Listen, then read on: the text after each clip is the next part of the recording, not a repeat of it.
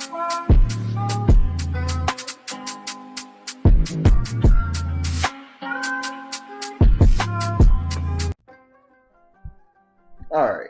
so yet again, we're back here. Now I feel like this was appropriate because I feel like even though a lot of these characters do belong to, you know, the whole Warner Brothers associated status or whatever have you, I still feel like the Cartoon Network Rivals and the DC Rivals needed to be a separate video. And I say that because there's a certain level of how far you're willing to expand upon each version, right? So without further ado, we got DC Rivals. So let's get right motherfucker to it, shall we? Now, again, same rules as the last couple videos. We have all 4 roles, same build, same setup as Marvel Rivals. Strategist, Duelist, Vanguard, multi-role. Now, essentially, we can do this both ways. And that's what we're going to do. Now, for the gist of it, I'm going to say Lagoon Boy, and I'm using his iteration from Young Justice.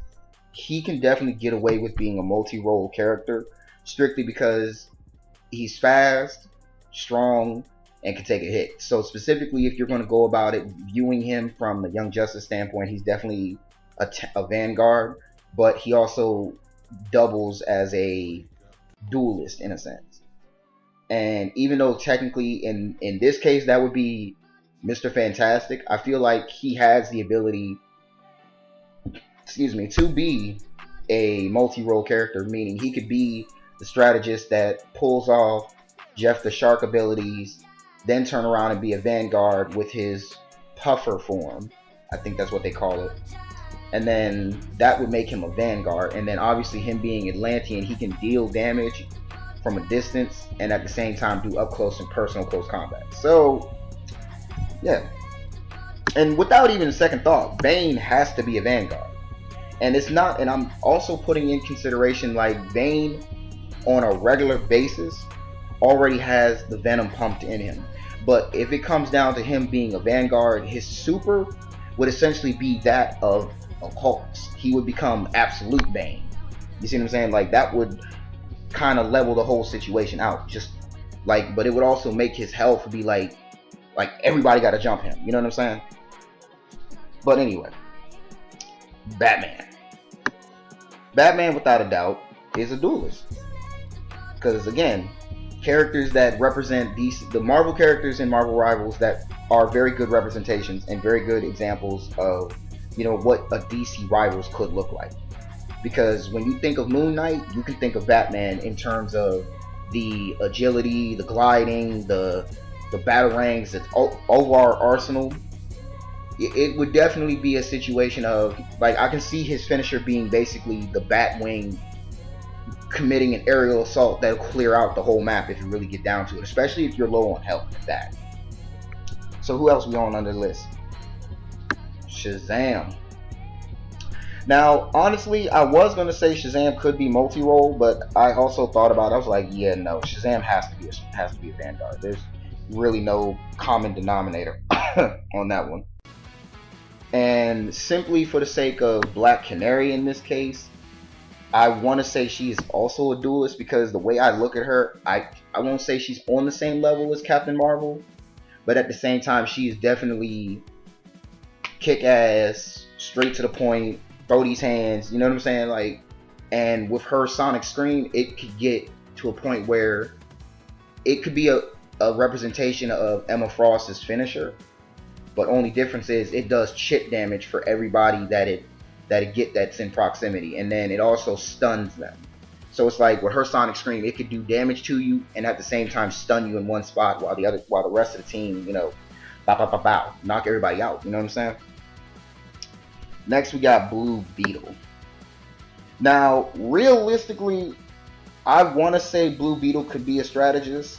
I also thought that Blue Beetle could have been multi-role, but given the iterations of Blue Beetle that I've seen including the Young Justice one, which is the most current outside of the movie. Like if you take away the live action movie and then add only his interpretation in the Young Justice series, not really much to go with. But in this case, I will stand by my choice by making him a strategist. Next, we got my girl. Ooh, her ass, Catwoman. Now, could be a duelist, could be a strategist, but I feel like with her, I definitely see there is a comparison to, you know, Gambit in a sense. And I say that because I feel like with her whip, she can close the gap, but also attack from a distance. And then she also has close combat abilities. It kind of levels out her stigma in a sense. So she's definitely going to stay a strategist. Who else we got? Green Arrow. I don't even need to explain. His gameplay would probably be the exact same, if not a few extra tricks added to him when it comes to him playing as Hawkeye. So yeah, we're gonna say definitely him. Next, we got John Stewart, Green Lantern. Now, I might be a little biased. I might be a little wild for this, but John Stewart, honestly, I take that back. Any Green Lantern could be multi-role, because not only can they project force fields, deal distant damage, provide coverage, they definitely would be like multi-role characters in the grand scheme of things. So he gotta be multi-role. Like, just for the sake of him being multi-role in general, like, he gotta be. And Nightwing, I'm not even gonna have a discussion. We're not even gonna talk about Nightwing. Nightwing is a duelist off the grip. Like, have you seen who this man's father is? You feel me? Like, bro gotta get with that. He got to get that. Now, who else we got? Ooh. Okay, now see, Joker, that's a wild card, pun intended. You could say Joker's a strategist because of the fact he has, you know, chemistry skills with all his explosives and gadgets and stuff like that. But at the same time, he could be a duelist. But either way, he's definitely not Vanguard. He's definitely not multi-role status. So I want to say, bro gotta be a strategist, because even with his little Joker tools or whatever, he could definitely come up with a certain amount of traps and tricks. Essentially, he could be basically Rocket Raccoon, but with less gadgets. Only difference is those gadgets would do damage to the opponents, and then for allies, it would give health back. So I feel like it would kind of even out a little bit on that one. And Harley Quinn, the exact opposite. She close combat, close proximity, acrobatically available. There would be definitely no reason to not have Harley Quinn on the team. Next, we got Mr. Freeze. Now, why I'm going to say Mr. Freeze is Vanguard is specifically because Mr. Freeze, specifically, if you think back to when we had the little My Hero Academia power-ups in Fortnite, that's essentially what he could do if the team is pushing. If there's one Mr. Freeze Vanguard on deck, Mr. Freeze put up one ice shield, it's over with. Not only protecting the team, but keeping the opposite team from pushing. So if you got one opponent, you got one player getting jumped, and let's say they get knocked out or whatever have you, you drop that ice on them, it's over with. And then you can turn around and grab them back and shoot them and deal damage from a distance. But at the same time, at that one point in time, you will freeze an opponent, and then obviously they're gonna get clipped. So yeah, Vanguard, 100%. Lex Luthor, same bid.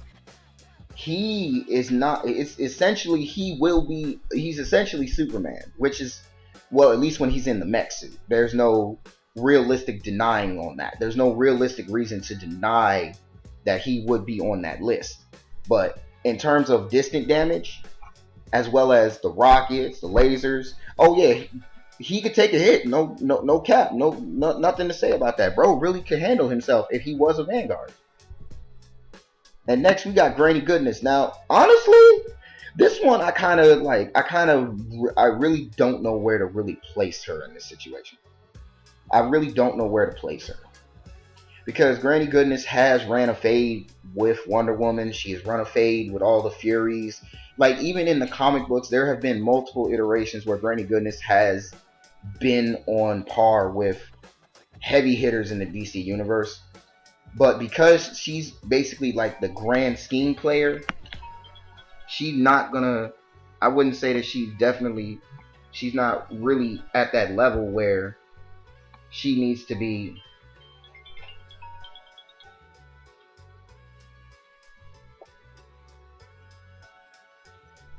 It's definitely not at a point where she needs to be like subjugated. And I honestly respect that. So I'm gonna make her a strategist just for the sake of this. If there needs to be some form of change in that matter, by all means, we can do that, and I'll come back to it if I have to. Now, this next one gonna be a little bit controversial for y'all. Jinx. Now, I actually chose to use her DC 52 design because one thing that did kind of strike me a little harder. I'm not gonna lie. The new 52 Jinx looks like Storm from Marvel.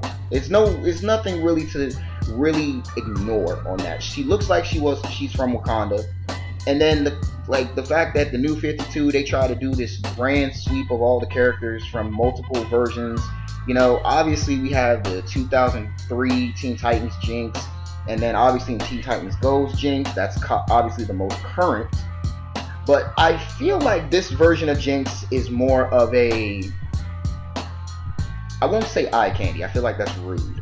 So I'll definitely say, in the grand scheme of things, Jinx, this version of Jinx at least, needs to added to the strategist, because because her powers are literally the exact same as her cartoon counterpart. So really it's just like heal, damage from a distance, flight, and then obviously her super is her bad luck hexes, which again, distant damage, but can also cause what you would call chain damage. Now in this case, chain damage is if you're close to one person, that's damage on you. If you're close to 3 people, that's damaging all 3. So we're just going to make her a strategist. And I will say because of her hexes, it definitely will give her a healing. It'll definitely come back on her, be a healing. Like the more hexes she hits people with, the more damage she gets back. So like if she's performing her super, which is like I said, chain damage with her hexes, when her finisher is done, it'll give her health back. And I feel like that would be a hit, low key. Low key, that'd be a hit. Now, oh god, we bringing the heavy one now. Darkseid is automatically a Vanguard. We don't even have to ask why. The Omega Beams, the flight, the super strength, like just casually aura farming with his hands behind his back is legitimately crazy. I mean, yes, Darkseid can fight. Darkseid can throw hands. Darkseid has beat the fuck out of Superman multiple times. But Darkseid using his Omega Beams is essentially Ultron, only except just like with Jinx, his Omega Beams use chain damage. Like, he hit one person, he gonna hit them. He gonna hit them, he gonna hit the next guy, he gonna hit the next guy. So I'm thinking like 9 times out of 10, especially if like with Ultron, you're focusing your beams on one player, your chip damage is like practically double. And if you're definitely hitting the same person with your Omega Beam finisher, listen, that there's no recovering. You're pretty screwed, to be honest with you. You're pretty screwed. That's all I can really say.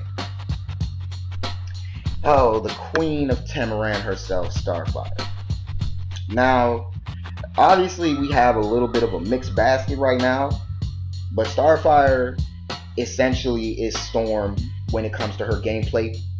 I would definitely see her being able to fly openly, being able to shoot from a distance, shoot from the air. So essentially, she's like Storm. Her gameplay is a comparison to Storm and Iron Man, like shooting a barrage of starbolts versus like a concentrated starbolt beam from her eyes or her hands.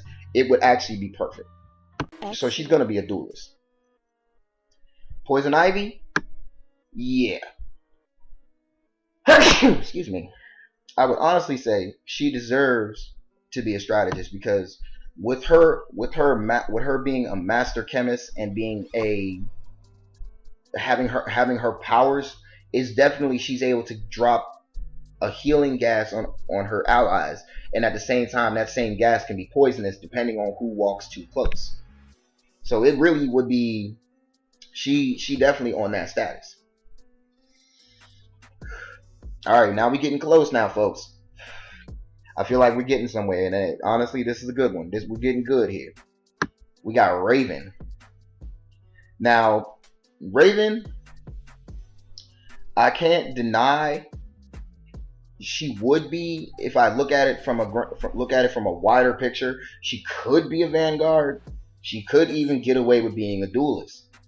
But given the fact that she's mostly in most of the iterations that I've seen Raven in, and I'm talking about Teen Titans Go, Young Justice, even the Titans series, the live action Titans series, Raven would honestly not be worth the time being a multi-role character. But I can most strategically say that as a strategist, she could put up a shroud just like Invisible Woman and keep everyone, all her allies safe, but at the same time blind the opponent. So let's say she does the same thing as Invisible Woman, right?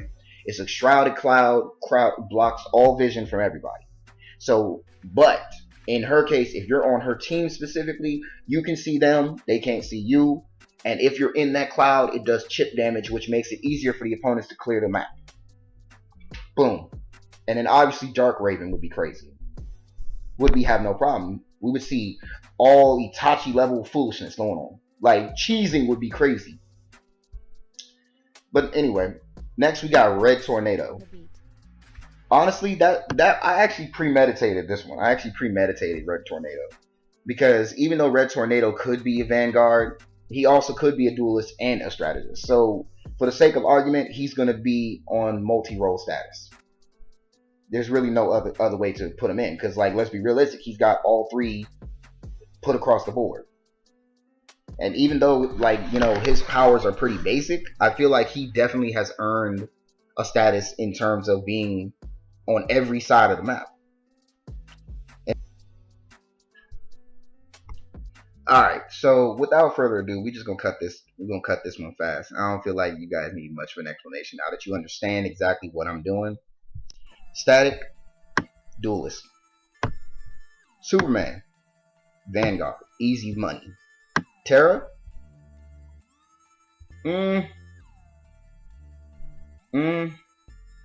she could be either one. She could be either one. Actually, I'm gonna say strategist because given that she can actually fly with those rocks, she could also put rock shields around her allies. So I'm gonna say strategist. The Flash is no denying he's a duelist. Trigon? Nigga, no. There's no conversation. He's definitely needing to be a fucking Vanguard. Wonder Woman is on duelist territory. No problems there. And just for the sake of paying tribute to Dwayne McDuffie and his contributions to the DC Universe, I got Hot Streak. The original Hot Streak. As a duelist. And as for Rocket and Icon, we're doing nothing less than a multi-role status. Because on both sides, it's Cloak and Dagger.